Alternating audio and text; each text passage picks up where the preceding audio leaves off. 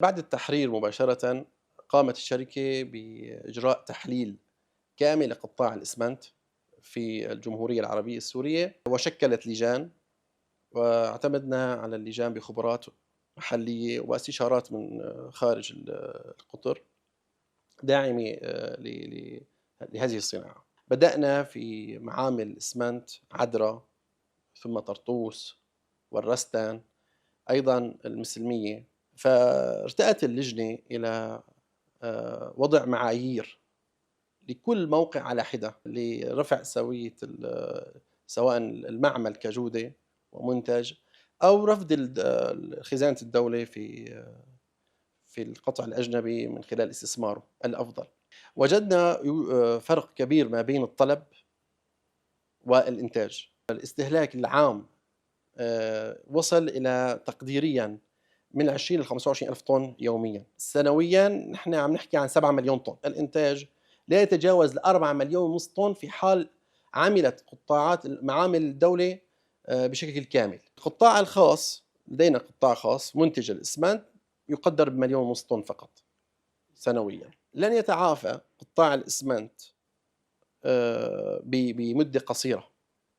المدة الزمنية التي قدرتها اللجنة الاستشارية تصل إلى 3 سنوات لكي يتعافى قطاع الإسمنت. لذلك وضعت الشركة حلولا طارئة تمثلت أولا بإيقاف الهدر وإيقاف إنتاج الكلينكر بسبب الكلفة العالية جدا، متمثلة في سعر الطاقة، الفيول، والأجزاء المتهالكة من المعامل، قطع التبديل، عدم كفاءة الآلات. فمقياسا للصناعة تعتبر معامل الحكومية التي كان يديرها النظام البائد بطريقة الهدر واللامبالاة والفساد الممنهج مخالفة لهذه الصناعة وغير متطورة. الأمر الآخر، التحدي الذي وقع أيضا، انتهاج الحكومة إلى سياسة الاقتصاد السوق الحر المفتوح. فأصبحنا أمام خيارين: إما أن ندخل هذا السوق بربحية، أو نخرج من هذا السوق بدون أي بخسائر أصلا. تأتي اللجنة أو مجلس الإدارة إلى استيراد كلينكر من الدول الداعمة لمادة الفيول. بعد دراسة وجدنا أن الفائدة من استيراد الكلينكر أكثر من إنتاجه كمرحلة آنية. ففعلا قمنا بتوريد باخرة كلينكر كتجربة، قمنا بطحنه في معمل العربية، والآن يتم اختباره بشكل جدي في معمل حماة، وعلى ضوءه يتم استيراد كميات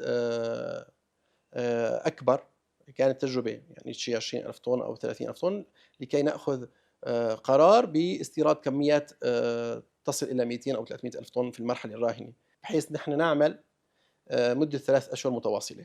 هنا كسبت الشركة خطوة للأمام: إنتاج إسمنت يضاهي الإسمنت المستورد. ثانيا، رفض الخزينة بالقطع الأجنبي. ثالثا، أخذنا مساحة من الزمن لاتخاذ قرار لكل معمل على حدة. بدأنا بوضع خريطة استثمارية كل موقع على حدة. هناك لدينا مواقع تحتاج الحكومة إلى معامل جديدة حصرا، يعني بأعلى تقنيات وبأعلى تكنولوجي، كعدرا مثلا والمسلمية، مواقع ممتازة لصناعة الإسمنت ومواقع استراتيجية. في هذه المواقع رأت الحكومة وضع معامل جديدة. أيضا وضعت شرطا أن الإنتاج في هذه المعامل يجب أن يضاهي الإسمنتات في دول الجوار بحيث يكون جاهز للتصدير. في طرطوس بعد دراسة الواقع الفني ارتأت الشركة إلى استثمار فقط المطاحن لأهمية الموقع، قربه من البحر، استيراد وتصدير، المعمل الوحيد على خط الساحل، موقع سياحي بامتياز، فيمتلك طاقة طحن عالية. أيضا ارتأت الشركة في معمل الرستان القديم الاستفادة من المطاحن. حمال الخط الثالث التركيز على أجزائه المهترئة وتجديده بأعلى تقنيات، والاهتمام في المخبر والاهتمام في الأصناف والنوعيات سيكون مماثلا للمعامل الإسمنت في القطاع الخاص. في حلب كما ذكرنا المسلمية ترى الحكومة استحداث معمل جديد بطاقة إنتاجية 10,000 طن. المعمل العربي بعد التحليل مباشرة لم يتوقف. البيانات يعني المتوقعة أو القيم المتوقعة للاستهلاك أول 3 سنوات تصل ل 12 مليون طن سنويا. الآن نحن نتكلم الآن عن 7 مليون أو 8 مليون طن. هذه الأعمار الحقيقية تعني مطارات، تعني بنى تحتية، تعني محطات توليد، تعني جسور، تعني فنادق. بعد 5 سنوات أعلى تقدير للكميات المنتجة لا تصل إلى 8 طن.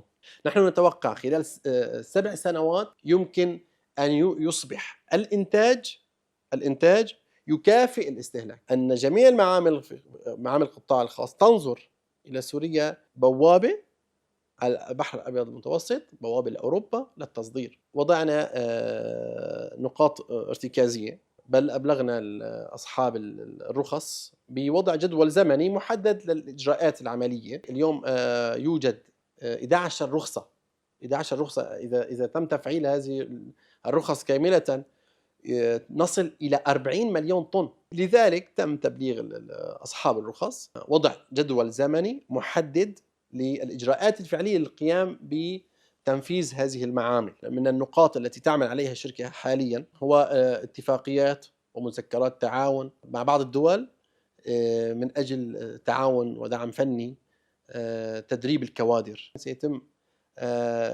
تفعيل مركز تدريب وتأهيل في عدرا إن شاء الله وتعالى لتخريج كوادر قادرة على إدارة هذه المعامل. سنقوم بندوات من أجل ثقافة استخدام الإسمنت لضمان المنتج البيتوني الذي يستخدمه المواطن أو المقاول أو ما هنالك، كي يكون لديه علم بالأنواع المتخصصة. من حالة إعادة الإعمار إذا تم ترشيد استهلاكه واستخدامه يعود بالنفع أولا للمواطن، ثانيا للدولة. نوفر ملايين الدولارات فقط من طبيعة الاستخدام. أن الإسمنت كل إسمنت له مكان خاص